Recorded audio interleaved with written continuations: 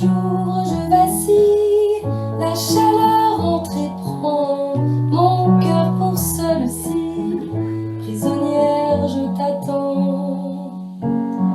En attendant septembre, voulu croire que le temps s'arrête si seulement on ne regarde plus les gens.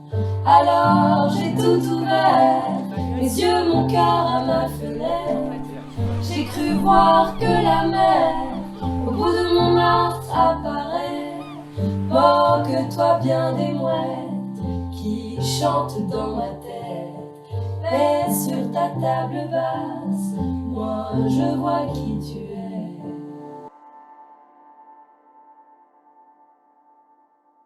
Che confusione, sarà perché ti amo, è un'emozione che cresce piano piano, stringimi forte e stammi più vicino, se ci sto bene, sarà perché... Alors Felicita, c'est l'histoire d'un groupe de musique spécialisé dans la variété des années 80 qui chante exclusivement des musiques italiennes. Qui sont à un mariage, qui sont ceux qui sont en train d'animer le mariage. Et donc il se passe le bonheur, la joie, l'amour sur scène face aux invités et aux mariés. Et sauf qu'en loge, ils vont se déchirer, vont éclater les problèmes un peu sous-jacents. Ils n'ont pas la même vision du métier de la musique et de la place de la musique dans leur vie. Et donc c'est le contraste entre célébrer l'amour et vivre un drame en coulisses. Et tout ça en musique grâce à Martin Bézier, qui est notre pianiste. Ben c'est un spectacle musical réellement, hein. C'est la musique omniprésente. Et sans cette musique, le spectacle ne voudrait pas dire la même chose. C'est-à-dire qu'on ne pourrait pas se rendre compte de ce drame qui se joue. La musique a une place centrale dans le sens où la musique, c'est le lieu du spectacle. C'est-à-dire c'est l'endroit où les gens se rencontrent, l'endroit où les héros se trouvent. Ma part aussi, ça a été de contribuer parce que par ailleurs, je suis aussi un chansonnier, donc j'ai apporté quelques chansons. Donc là, il y a les outils de la scène qui sont une musique en live et puis il y a tout ce qui va être en plus, tout ce qui va être de la musique suggérée, un peu comme dans un film, ce qu'on peut appeler du sound design, des habillages sonores, qui viennent suggérer des états émotionnels. Ah ben, je joue le personnage de Fabio. Je joue le personnage de Lola. Je joue le rôle de Steve. Fabio qui est en couple à la ville comme à la scène avec le personnage de Lola. Et il est accompagné de son meilleur ami depuis toujours qui s'appelle Steve. Et donc je joue celui, c'est un peu le meneur, c'est celui qui cadre, qui prend les contrats. Il est à la fois commercial, il est à la fois chanteur, metteur en scène, il fait tout. C'est une espèce de couteau suisse qui permet à ce groupe de vivre et d'exister. Alors Lola, c'est une femme qui a eu la chance de découvrir la scène et les concerts avec donc Fabio et Steve. Et en découvrant ça, elle naît en elle une ambition qui lui donne envie d'aller plus loin. Et donc mon personnage est un peu frustré au moment où on la découvre, puisqu'elle voudrait faire autre chose qu'animer des mariages et des anniversaires. Elle a envie d'avoir une vraie carrière, comme elle dit. Le personnage de Steve, c'est le musicien d'un groupe et c'est le meilleur ami de Fabio, celui avec qui il a fait de la musique depuis toujours et qui l'accompagne et qui lui fait confiance, et qui a le bonheur facile. C'est nous, Jean-Marc, Didier. Voilà, et Didier, Jean-Marc.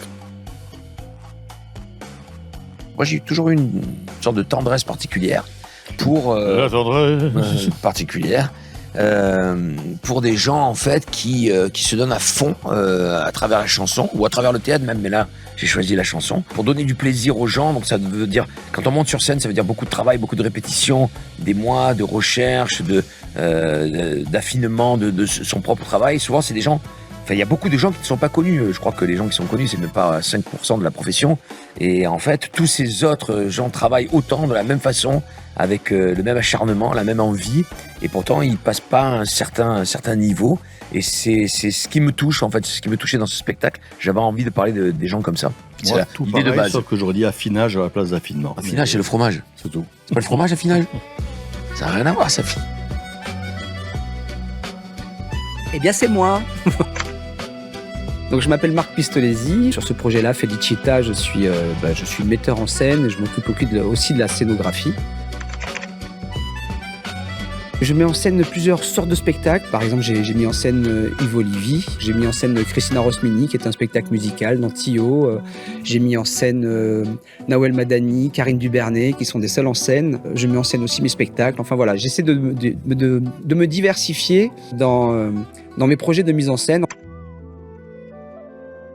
Elle est joyeuse, brillante, pailletée, vivante, dynamique. Elle est mouvante et en même temps, il y a aussi du temps pour les silences et elle est très surprenante. Elle a comme un peu de magie. Il a fallu la rendre vraiment mobile, circulaire, avec des décors, une scénographie mobile, avec des mobiles qui montent, qui descendent, voilà, à l'image du spectacle qui va et vient dans des époques différentes. Et de la mettre en chanson et de manière musicale, effectivement. Donc c'est vraiment une partition, la mise en scène, une partition musicale pour tous. La musique est très contrastée et le but des arrangements et des compositions, c'est de faire apparaître ces contrastes-là de manière très puissante. Donc soit avec des musiques très tendues, très dissonantes, des contrastes, des tensions, des tenues, des nappes, des grincements, et puis parfois quelque chose de très solaire, très doux, très lumineux. Le personnage de Steve est un peu dessiné pour moi, il faut reconnaître. Je suis compositeur, je suis multi-instrumentiste et là, sur cette pièce, plutôt pianiste. Le choix des chansons, qui sont des chansons italiennes des années 80, parce que j'affectionne particulièrement la culture italienne, et puis aussi de jouer avec mes partenaires, qui sont d'excellents partenaires, et c'est vraiment un régal de partager la scène avec eux, et d'avoir coécrit ce spectacle avec Jean-Marc Michelangeli, avec qui je faisais les bonimenteurs. La musique, c'est les personnages, tout ce qu'ils traversent. C'est ce drame un peu social qu'on peut retrouver aussi dans les pièces de Bakri Jaoui, où on est au cœur des êtres humains, de ce qu'ils vivent, qui peut paraître anodin, mais qui en fait remplit tout ce qu'on est dans la vie. Et j'aime la mise en scène de Marc Pistolesi et Jean-Marc Michelangeli. La découverte de tout ce répertoire de musique italienne avec des intentions tellement marquées au couteau que des fois on peut se dire est-ce que c'est de bon goût, mais en fait justement je trouve que c'est ça qui est fabuleux. C'est cette absence totale de pudeur qui permet d'aller très loin dans des émotions et notamment musicales, sur lequel on a beaucoup de réserves en France. C'est ce que j'ai aimé dans ce qu'a proposé Didier à la base, de partir de la légèreté pour aller dans de la profondeur sous-jacente. C'est retrouver des gens d'il y a très longtemps avec qui on a toujours travaillé d'une certaine manière. Mais là, c'est se retrouver sur un réel projet ensemble à la création. C'est vraiment une famille, quoi. Là, on est entre des gens qui se comprennent, qui vont vite, qui s'entendent, qui proposent, qui échangent, qui convergent tous dans la même envie de faire un beau spectacle, quoi. Donc c'est assez grisant, c'est assez excitant. Dans ma vie, depuis que je suis née, en fait, moi j'avais une grand-mère très musicienne et j'ai appris à chanter en l'écoutant. J'ai la chance d'avoir la musique en moi. C'est-à-dire que si quelqu'un chante, je peux très naturellement faire une deuxième voix, faire une troisième voix. La musique, elle est essentielle dans ma vie. Et donc chanter en italien aussi souvent dans le spectacle, c'est un vrai bonheur, quoi.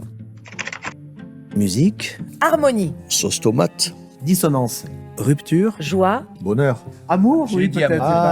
oui, amour, Ambition. L'envie de gloire. spettacolo, Soprattutto musicale. Chanson. Légèreté. Joie, spaghetti, tiramisu, Amour. fa un giro con la Vespa, vieni con me. Mascarpone. Pourquoi tu fais cette forme? Ramazzotti. Ah ouais. Voilà, mascarpone. Parce que le mascarpone, c'est léger et dramatique à la fois. Felicita. azzurro, un pomeriggio è troppo azzurro e lungo per me. Mi accorgo di non avere più risorse senza di te. E allora io quasi quasi prendo il treno e vengo da te. Il treno dei desideri, dei miei pensieri all'incontrario. Bravo, bravissimo. Allez, je vais manger. Didier, à toi. Tu fais comme moi. C'est hyper tendance. Tu te sens tendance Comme ça. Depuis le début, je l'ai tenu comme ça. Ah, tu t'écouteras, hein. Je l'ai tenu comme ça tout le long. Bien habillé, si j'avais su. Parce que qui a mangé un jour du mascarpone dans sa vie? le mange avec légèreté, mais saura compter après que c'est un drame.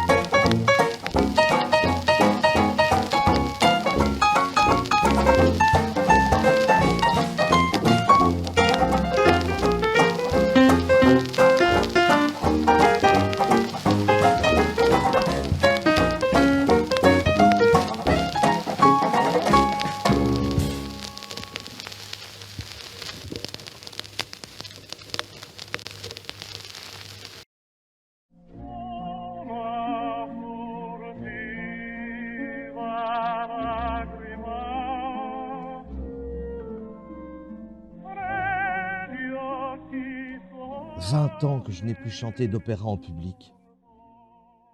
Je suis un cavalier désarçonné. Et même si ma monture n'a rien d'un pur sang, elle peut quand même me mener quelque part.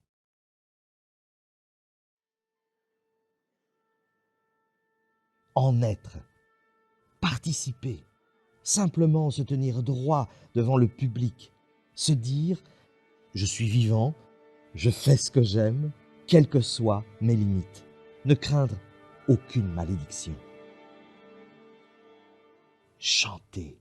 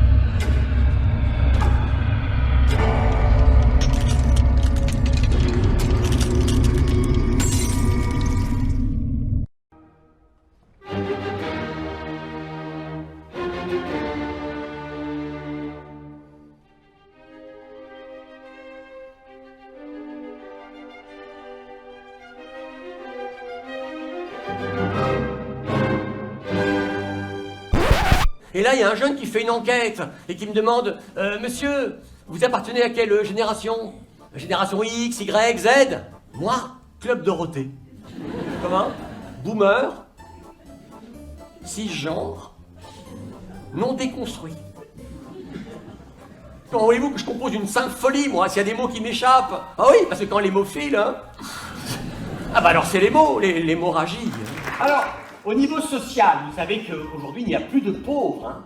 Les pauvres, c'est terminé. Il n'y a plus que des personnes en situation de sobriété non désirée. Eh bien, sachez qu'en 2026, on ne dit plus « il est con comme ses pieds », on dit « il fait de la réflexion plantaire ».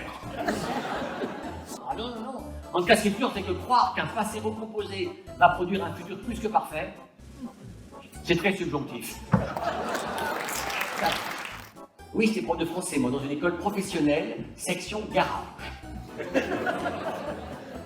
C'est pas le niveau des élèves, hein, c'est l'option. Donc moi, je sortais de l'UNIF, devant moi que des futurs mécaniciens. Moi, je connaissais Proust, eux, Prost.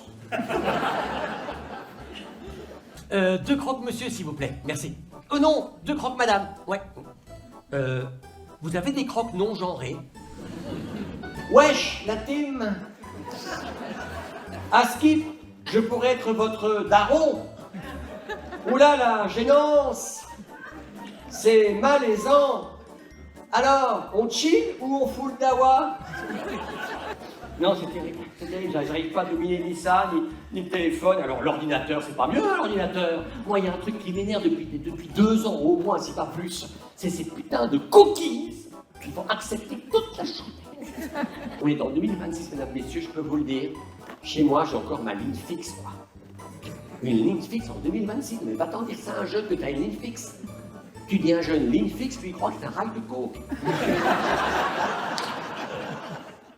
Vous connaissez l'anagramme de leader? Dealer.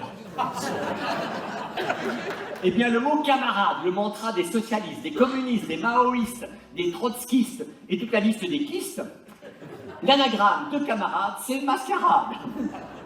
Non, moi je dis, l'anagramme, on devrait apprendre ça à l'école au plus jeune âge, même à l'école primaire. Enfin, peut-être pas toutes les anagrammes, parce que, comment vous dire, il y a des mots un peu... Vous savez qu'il y a un mot qu'on dit aux enfants le soir, lorsqu'on raconte des contes de fées, c'est le mot luciole, tu sais, ça fait rêver, les petites princesses, tout ça. Mais l'anagramme de luciole, c'est un mot qui finit par ouille et commence par C. Et enfin, je suis très heureux que Pablo Picasso n'ait jamais appris de son vivant que l'anagramme de son nom, c'était Pascal Obispo. Parce que qui aurait peint Guernica si Pablo avait commencé à chanter l'important c'est d'aimer, mesdames, messieurs, les anagrammes. Il y a un truc qui me turlupine, c'est que Beethoven était sourd comme un pot et a réussi à construire une musique mais si joyeuse que l'ode à la joie. Du coup, moi, modestement, je me dis, moi qui entends les mots depuis que je suis tout petit, qui m'accompagnent depuis toujours, qui sont devenus mes amis, je vais composer une 9e symphonie.